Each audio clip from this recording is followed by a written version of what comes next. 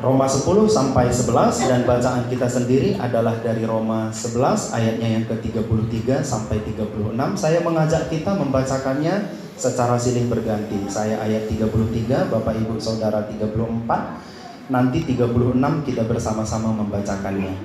Firman Tuhan. Oh, alangkah dalamnya kekayaan hikmat dan pengetahuan Allah. Sungguh tak terselidiki keputusan-keputusannya, dan sungguh tak terselami jalan-jalannya. 34.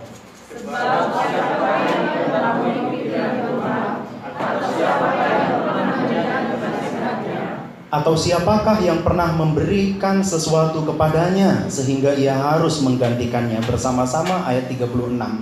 Sebab segala sesuatu adalah dari Dia, dan oleh Dia, dan kepada Dia. Bagi Dialah kemuliaan sampai selama-lamanya. Bapak Ibu Saudara yang dikasihi oleh Tuhan, saya ingin bertanya kepada Bapak Ibu, apa yang bisa membuat Bapak Ibu kagum terhadap Tuhan?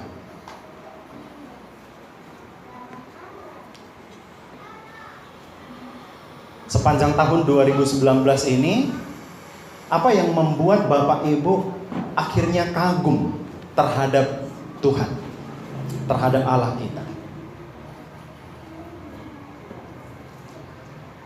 Berkat-berkat Tuhankah yang membuat Bapak Ibu mengagumi Allah kita? Kesehatankah yang kita terima yang membuat Bapak Ibu kagum terhadap karya Allah?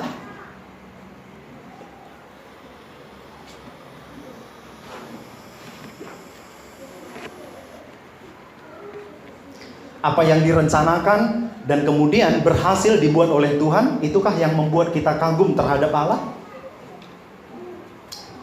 Bapak Ibu Saudara, banyak alasan untuk kita bisa kagum terhadap Tuhan kita. Nah, apa yang kita baca tadi, ini menjadi alasan bagi Paulus mengapa dia kagum terhadap Tuhan.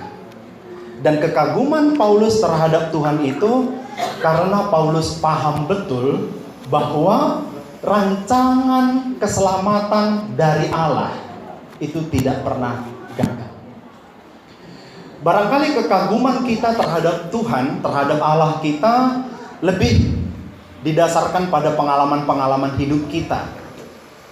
Tetapi kalau kita membaca dari bagian ini, jelaslah kekaguman Paulus terhadap Allah tidak sekedar pengalaman-pengalaman hidup, tetapi Paulus paham betul bahwa dia kagum terhadap Allah karena rancangan keselamatan dari Allah itu tidak pernah gagal. Paulus memahami bahwa sepanjang sejarah dunia ini, mulai peristiwa penciptaan sampai dengan akhirnya nanti, ini berbicara tentang karya keselamatan Allah. Dan di dalam Allah menjalankan karya keselamatan itu, karya penyelamatan itu, Allah sesungguhnya tidak pernah gagal. Inilah yang membuat Paulus terheran. Inilah yang membuat Paulus kagum. Inilah yang membuat Paulus memuji kebesaran Allah dari bacaan kita tadi. Bapak Ibu Saudara yang dikasihi oleh Tuhan, kalau kita memperhatikan dari kitab Roma, pertama kali kita belajar di situ, kita ketahui di situ bahwa kebenaran Allah itu harus menjadi standar segala sesuatunya. Tidak ada yang lain. Lalu Paulus berbicara tentang Allah yang mengasihi orang yang dikehendakinya, yaitu orang yang menerima karya pembenaran dari Allah. Di pasal 10 sampai dengan pasal 11 ini, Paulus berbicara tentang rancangan Allah yang tidak pernah gagal. Karena apa? Karena ada saja orang Israel yang menganggap dan mengatakan bahwa Allah itu telah gagal. Mereka beranggapan bahwa Allah itu di dalam menjalankan karya keselamatannya terhadap umat pilihannya telah gagal. Nah, dan di dalam dua pasal ini, sesungguhnya Paulus membuktikan bahwa Allah kita tidak pernah gagal di dalam menjalankan rancangan keselamatannya. Kalau kita membaca dari pasal 10 ayat 1 sampai dengan pasal ayat 1 sampai dengan ayat 21 maksud saya. Bapak Ibu Saudara, yang pertama kita melihat dari bagian itu, lagi-lagi orang Israel membenarkan dirinya di hadapan Allah. Nah, ini menjadi sesuatu yang berbahaya kalau ada orang yang menganggap dirinya itu bisa benar oleh karena perbuatannya. Padahal Paulus berulang kali sudah mengulang, tidak ada seorang pun yang dibenarkan oleh karena perbuatannya. Tidak ada seorang pun yang dibenarkan oleh karena melakukan hukum Taurat. Tetapi di dalam bagian ini, masih saja ada orang Israel yang mengatakan bahwa saya memperoleh pembenaran itu karena perbuatan saya. Nah, justru Paulus di dalam bagian awal ini menunjukkan bukan Allah yang gagal, tapi orang Israel lah yang gagal memahami. Mereka telah gagal paham. Karena mereka berpikir dengan kehidupan agamawi mereka bisa dibenarkan oleh Allah. Padahal bukan. Jalan pembenaran itu adalah Yesus Kristus saja. Nah, kemudian orang Israel dijelaskan oleh Paulus sesungguhnya sudah kerap mendengarkan firman Tuhan. Sejak dari zaman dahulu, dari zaman perjanjian lama, mereka sudah mendengarkan firman Allah. Firman Allah berulang sekali diperdengarkan kepada mereka. Tapi buktinya, mereka tidak mau mendengarkan firman Allah. Mereka tidak mau mentaati firman Allah. Dan itu yang berujung kepada penolakan mereka terhadap Kristus sebagai jalan pembenaran mereka. Bapak Ibu Saudara yang dikasihi oleh Tuhan, kalau kita memperhatikan dari pengalaman kehidupan bergereja kita, nah dari tahun 2017 bulan Januari kita sudah mendengarkan khotbah berseri, dan ini adalah minggu terakhir di tahun 2019. Artinya 3 tahun Bapak Ibu Saudara sudah mendengarkan firman Tuhan, mulai dari kitab Kejadian sampai dengan kitab Roma. Tidak kurang dari 150 khotbah. Tidak kurang dari 150 khotbah berseri sudah diperdengarkan kepada Bapak Ibu sekalian. Nah, yang menjadi pertanyaan adalah, apakah kita mau mendengarkannya dan kemudian mentaatinya, atau kemudian mengabaikannya begitu saja? Ini menjadi pelajaran penting bagi kita. Bagaimanapun, firman Allah itu menuntun saudara kepada Kristus. Dan itulah yang dimaksudkan oleh Paulus kepada orang Israel. Firman Allah yang sudah diberitakan oleh nabi-nabi pada zaman dulu, sesungguhnya itu menuntun kepada Kristus.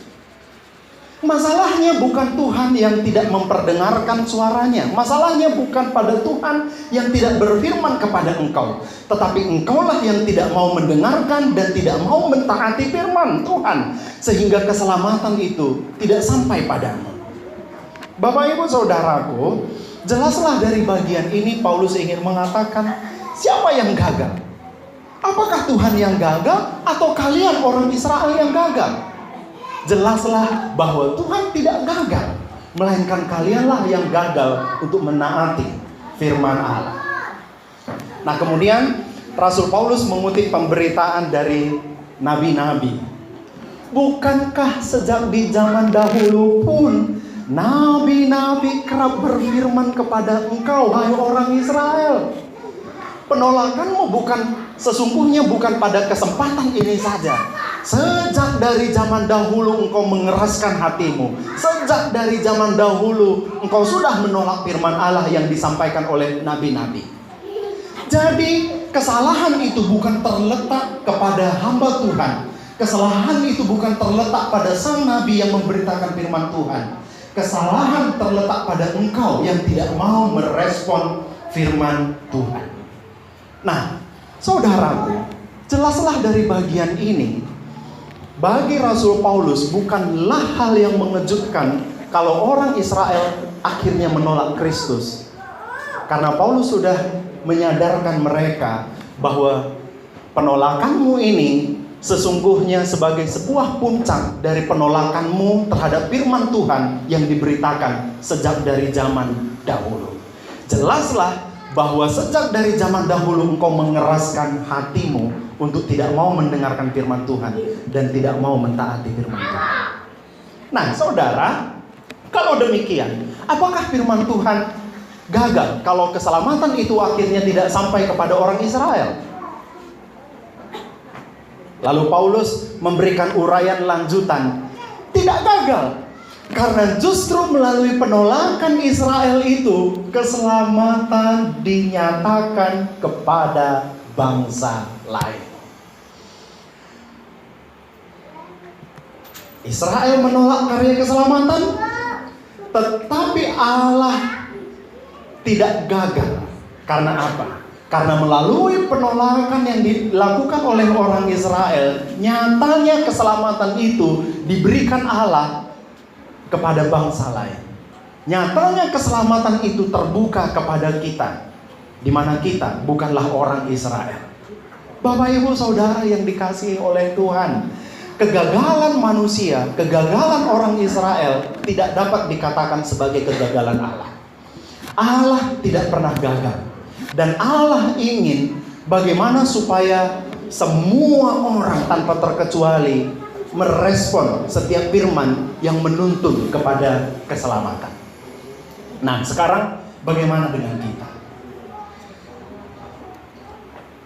Apakah 150 khotbah lebih yang disampaikan secara berseri itu yang menuntun saudara kepada Kristus itu menjadi hal yang sia-sia bagi saudara?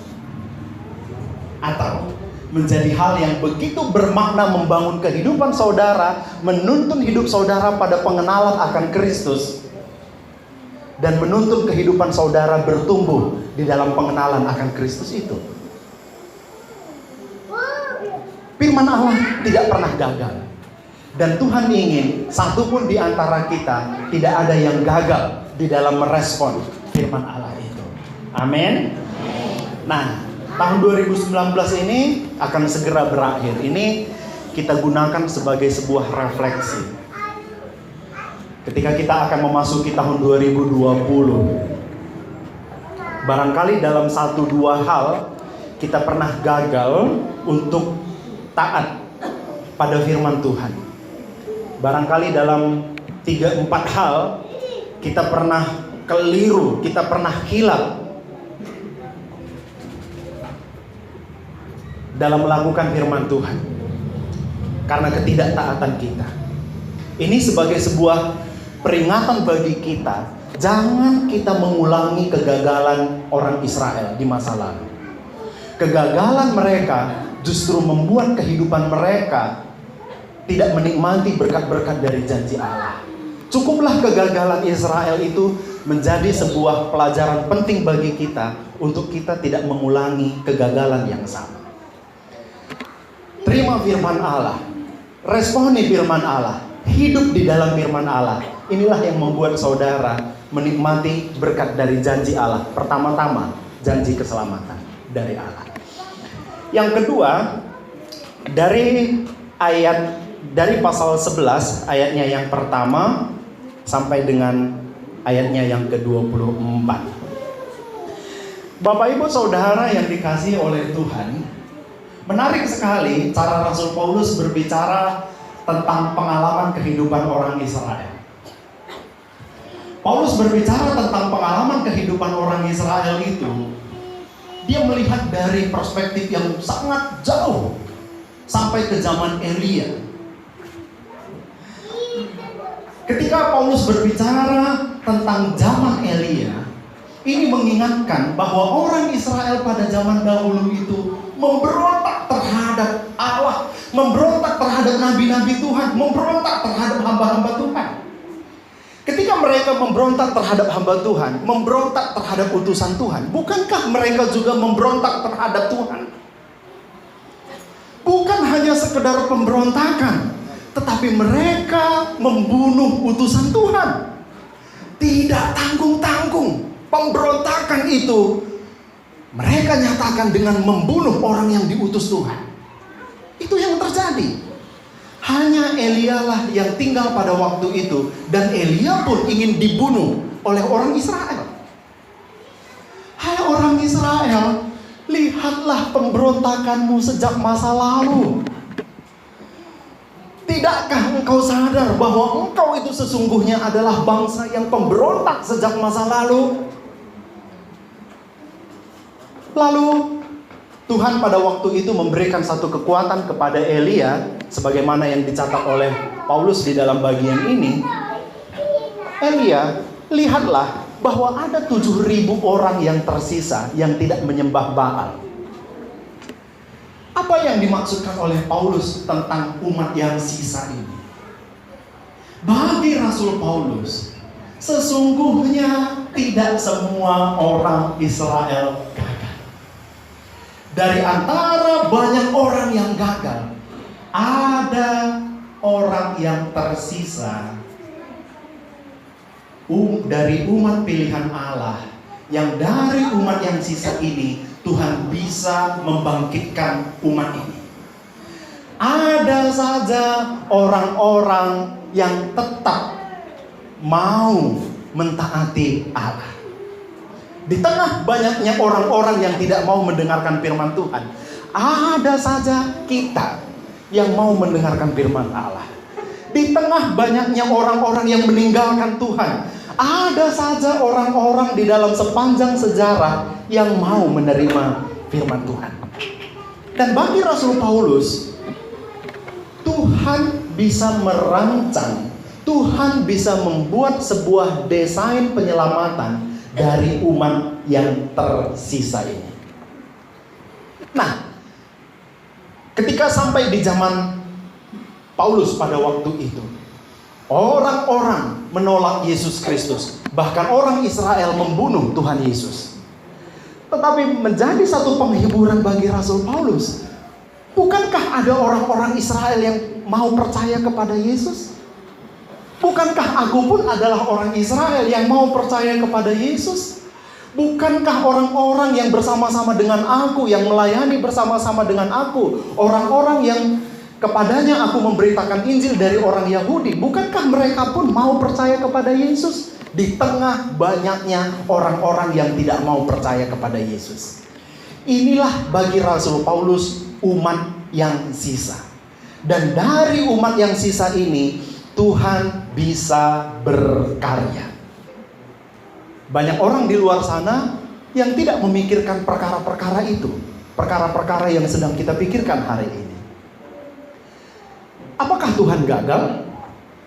Tuhan tidak gagal. Merekalah yang tidak mau datang, merekalah yang tidak mau merespon yang gagal.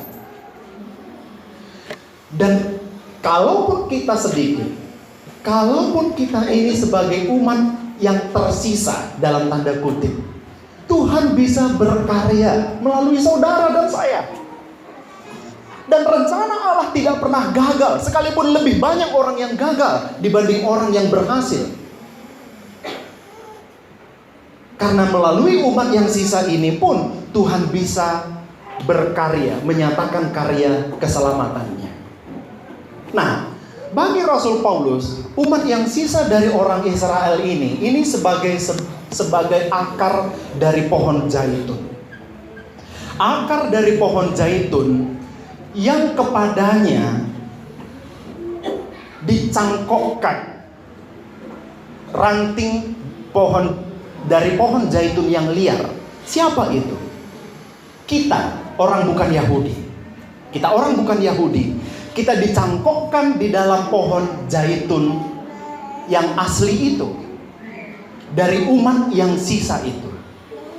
Nah, maksud Rasul Paulus adalah bahwa kita sebagai orang yang bukan Yahudi sekarang mengambil bagian dari janji-janji terhadap Israel yang adalah umat pilihan Allah itu. Kita dulu adalah cabang yang liar, cabang pohon zaitun yang liar. Tetapi sekarang kita sudah dicangkokkan kepada pohon zaitun yang asli. Dan kita mendapatkan berkat dari janji Allah dari akar yang sama sebagai umat pilihan. Artinya apa? Artinya Rasul Paulus ingin mengatakan kepada kita, Sekalipun orang Israel itu hanyalah umat yang sisa dari sekian banyak orang yang percaya, tetapi janji pilihan Allah itu tetap kepada mereka. Dan sekalipun kita adalah orang yang sisa dari banyak orang lain di luar sana, kepada kita dinyatakan berkat sebagai umat pilihan itu. Nah, maksud Rasul Paulus di dalam bagian ini adalah bahwa Allah bisa bekerja melalui umat yang sisa sekalipun. Dan Tuhan bisa bekerja melalui kita sekalipun kita adalah umat yang sisa dari sekian banyak orang yang ada di dunia ini. Kalau demikian, bukankah ini menjadi satu kekaguman kita terhadap Allah? Bukankah ini menjadi sebuah pujian kita terhadap Allah? Bukankah hati kita benar-benar bersuka terhadap Allah? Karena kita telah mengambil bagian dari janji Allah yang pertama-tama diberikan kepada orang Israel. Saudara, ini adalah kabar baik. Inilah yang membuat kita kagum terhadap Allah. Lihatlah, kata Rasul Paulus, rancangan keselamatan dari Allah tidak pernah gagal. Nah, yang ketiga, yang terakhir dari pasalnya yang ke-11, ayatnya yang ke-25 sampai dengan 36. Bapak Ibu Saudara, kalau kita membaca ayat-ayat tersebut, menarik sekali, karena sesungguhnya tidak ada satu orang pun yang dapat menyelami betapa dalamnya hikmat Allah. Tidak ada seorang pun yang dapat menyelami dengan sempurna rancangan Allah. Akal pikiran kita ini begitu terbatas untuk dapat memahami cara kerja Allah. Sekalipun kita paham betul rancangan Allah tidak pernah gagal, tapi sesungguhnya akal pikiran kita yang terbatas ini begitu tidak punya kemampuan, tidak punya sesuatu yang bisa diandalkan untuk dapat menyelami cara kerja Allah. Nah, dalam hal apa? Bagi Rasul Paulus adalah dalam hal keselamatan Israel di masa yang akan datang. Bapak Ibu Saudara, bagi Paulus, hikmat Allah itu terletak pada bagaimana cara Allah akan menyelamatkan orang Israel di masa yang akan datang. Kalau kita berbicara sekarang, orang Israel yang ada di Yerusalem sekarang, yang ada di Palestina sekarang, sebagian kecil dari antara mereka tetap ada yang percaya. Tapi sebagian besar dari antara mereka tidak percaya. Dan orang-orang Israel yang sudah tersebar di berbagai penjuru dunia hari-hari ini, sebagian kecil dari antara mereka ada yang percaya. Tetapi sebagian besar dari antara mereka tetap tidak percaya. Bagaimana keselamatan mereka? Bukankah janji Allah itu sudah dinyatakan kepada mereka sejak dari zaman dahulu? Kalau demikian, bagaimana Allah akan menyelamatkan mereka? Bagi Rasul Paulus, tidak perlu kita mengajari Tuhan bagaimana caranya dia menyelamatkan umatnya Israel. Bagi Rasul Paulus, tidak perlu bagi kita untuk menjadi penasihat Tuhan bagaimana cara Tuhan akan menyelamatkan orang Israel kelak. Yang penting bagi Paulus, pahamilah bahwa di masa yang akan datang, pada masa depan, Allah akan merancangkan keselamatan untuk umatnya Israel.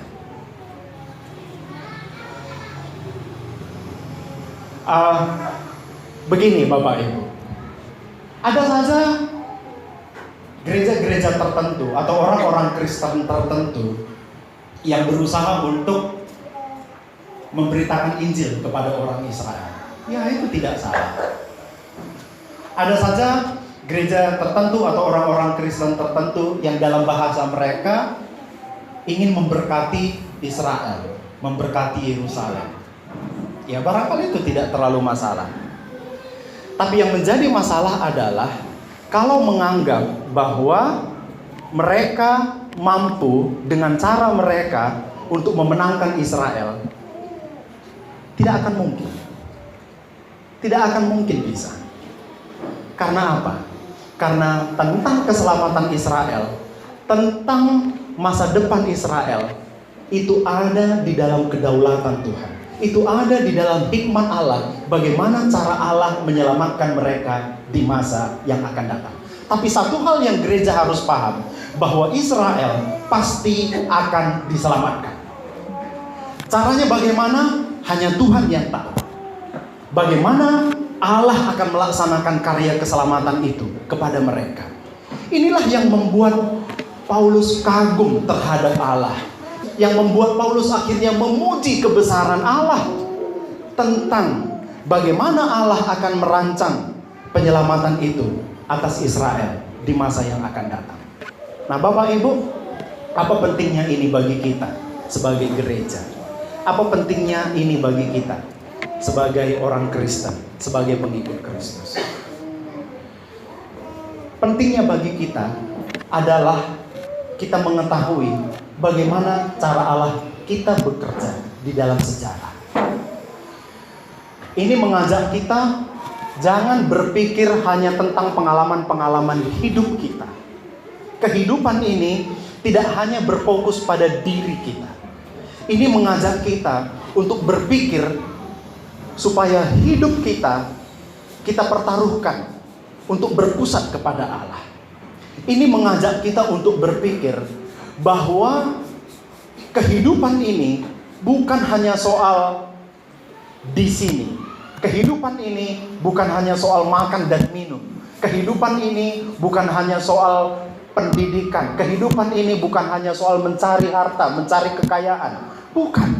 Tapi kehidupan ini harus kita pusatkan kepada Allah. Kehidupan ini harus berpusat kepada rancangan Allah. Dan kita paham bahwa rancangan Allah di dalam sepanjang sejarah adalah rancangan keselamatan. Ini mengajak kita sebagai orang-orang Kristen berpikir bukan tentang perkara-perkara dunia ini saja, tetapi marilah kita memusatkan perhatian kita kepada rancangan Allah yang kekal. Memusatkan hidup kita pada karya Allah, pada rancangan keselamatan yang dikerjakan oleh Allah di dalam sepanjang sejarah. Mari kita berdoa.